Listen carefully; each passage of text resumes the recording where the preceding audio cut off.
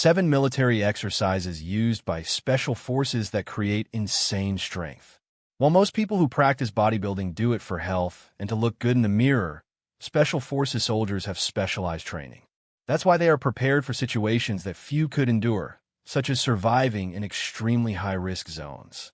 They need to lift their own body, carry wounded comrades, endure pain, and keep moving forward without rest. So today you'll see 7 exercises used by Special Forces soldiers to build insane strength.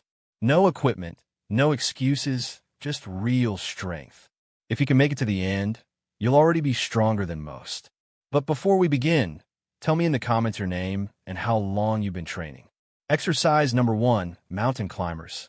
Mountain climbers are one of the most complete exercises in the military arsenal, and it's no coincidence that they're part of Special Forces training around the world. Imagine yourself climbing a mountain, but without moving from your spot.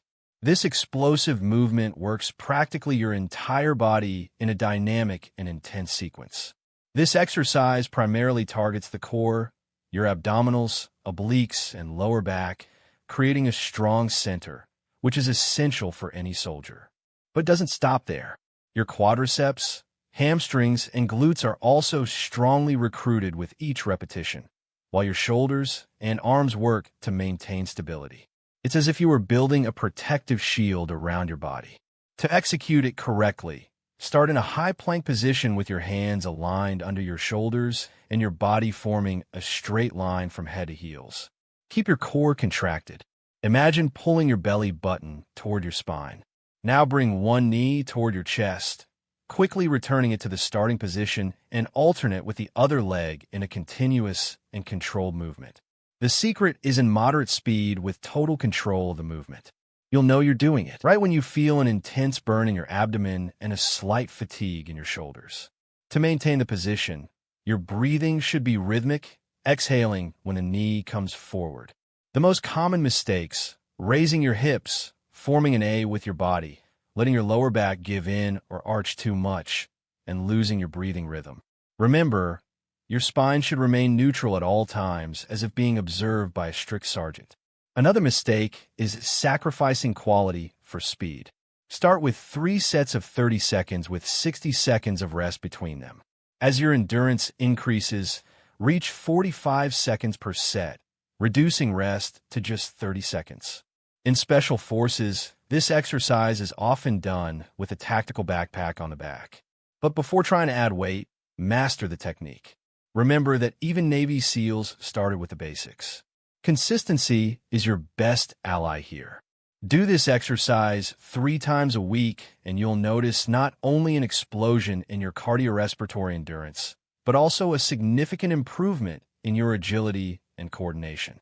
Exercise 2, bear crawl. The bear crawl is an exercise that goes back to the most primitive origins of human movement, but has been refined and intensified by Special Forces as an unparalleled method of developing functional strength. When you see a soldier performing this movement with precision, you're witnessing years of training condensed into a single exercise. This movement engages practically all muscle groups in your body simultaneously. Your deltoids, trapezius, and triceps support much of your body weight, while your core constantly works to keep your spine aligned. The stabilizing muscles of the scapulae are strongly recruited, creating that solid upper structure you see in military personnel. In the lower part, your quadriceps, hamstrings, and calves work together, developing strength and endurance that will be crucial in real combat situations. This exercise not only builds raw strength, but also incredible mental endurance. When your muscles start to burn and your mind tells you to stop, that's where the real training begins. Special Forces soldiers know that this moment of discomfort is exactly where growth happens. That's why they incorporate the bear crawl into their most intense conditioning circuits, often at the end of the workout when the body is already fatigued. To perform the bear crawl correctly, start in a 4-point position with hands below your shoulders and knees below your hips. Now, raise your knees off the ground about 2 to 4 inches. This is your starting position. Keep your back straight and abdomen contracted as if you were preparing to receive a blow. Begin to advance by moving your right hand and left foot simultaneously, followed by your left hand and right foot, always maintaining this low height as if you're moving stealthily in enemy territory. The most common mistakes include letting your hips rise too high, turning the exercise into a kind of walk with hands on the ground, or letting them fall below the line of the spine. Another frequent error is taking steps that are too long, which compromises stability. Keep your steps controlled and precise, as if you were crossing a minefield. Many also tire quickly by not breathing properly. Maintain a consistent breathing pattern.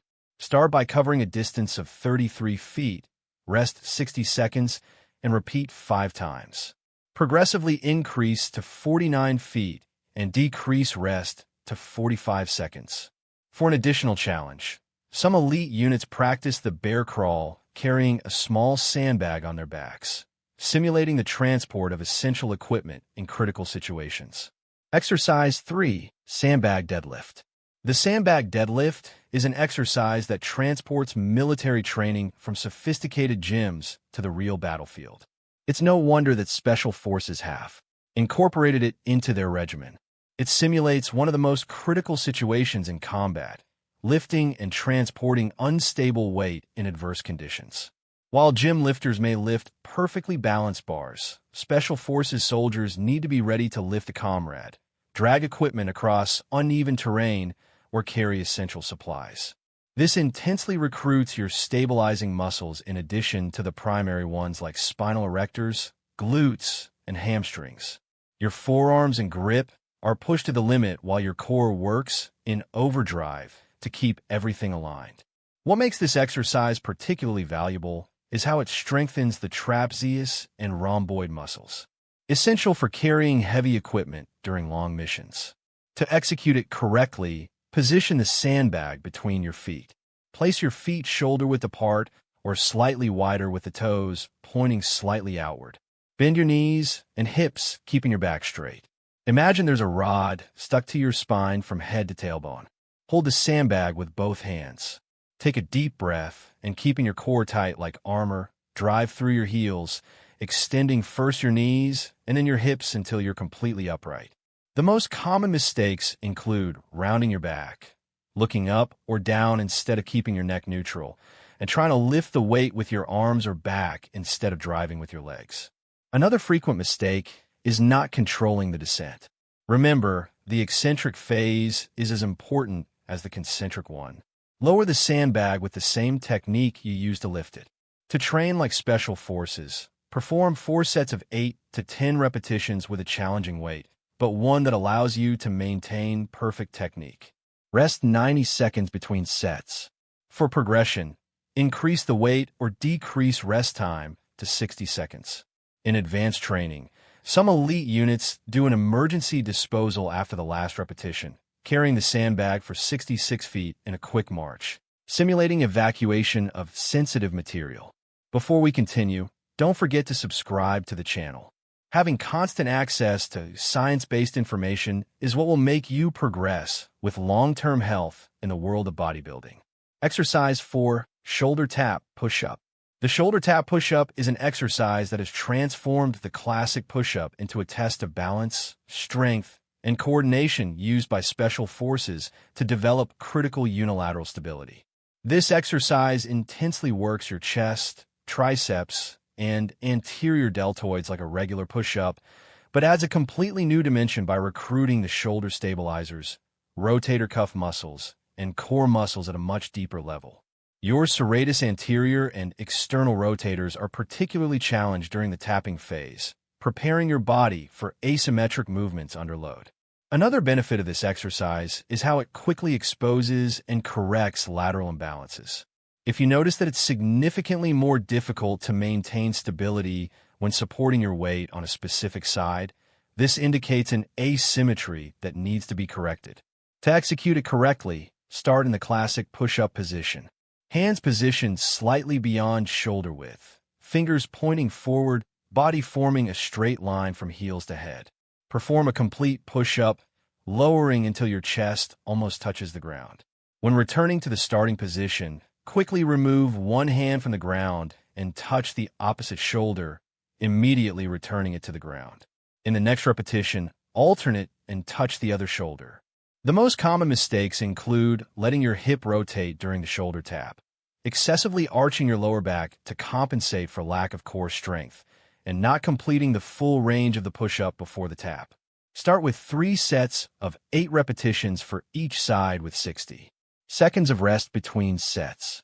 As your strength increases, progress to 4 sets of 12 repetitions with 45 seconds of rest. Exercise 5, burpees.